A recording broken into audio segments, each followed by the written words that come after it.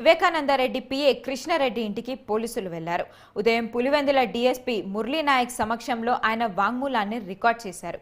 కృష్ణారెడ్డి 2022లో వివేక కుమార్తె సునీత, ఆమె భర్త రాజశేఖర్ రెడ్డితో పాటు సిబిఐ ఎస్పీ రామ్ సింగ్ పై పులివెందుల కోర్టులో ప్రైవేట్ కంప్లైంట్ ను దాఖలు చేశారు.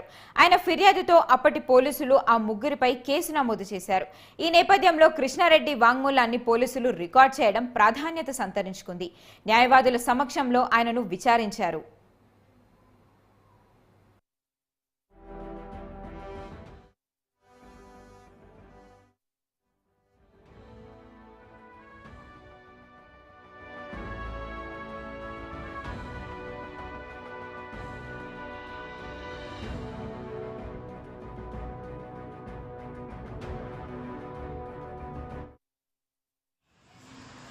ఈ పులివెందుల్లో వివేకానందరెడ్డి మర్డర్ కేసు గురించి అంతా తెలుసు మీ అందరికి.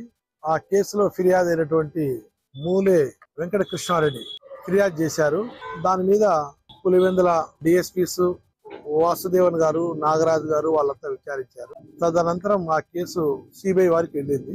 సిబిఐ వారికి కూడా విచారణ నిమిత్తం దాని పరిణామాలందరికీ తెలిసిండేది. కేసు దర్యాప్తు అంతా. దాని తర్వాత ఈ మూలే వెంకట కృష్ణారెడ్డి గారు వివేకానందరెడ్డి డాక్టరు సునీతమ్మ మీద ఇంకా ఇతరుల మీద మూలి వెంకటకృష్ణారెడ్డి ప్రైవేట్ కేసు కోర్టు నుంచి ఫార్వర్డ్ చేశారు. దీన్ని అప్పటి సిఐ గారు రాజు 642/2023 గా నమోదు చేసి ఆయన కేసు దర్యాప్తు చేశారు. కేసు ఛార్జ్ షీట్ కూడా వేశారు.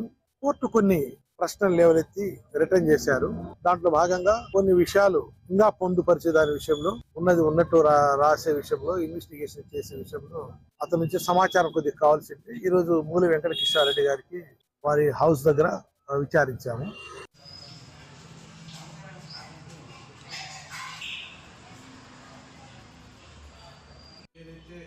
వివేకానందరెడ్డి కేసులో ఫిర్యాదుదారులు ఆ ఫిర్యాదులో పేర్కొన్నటువంటి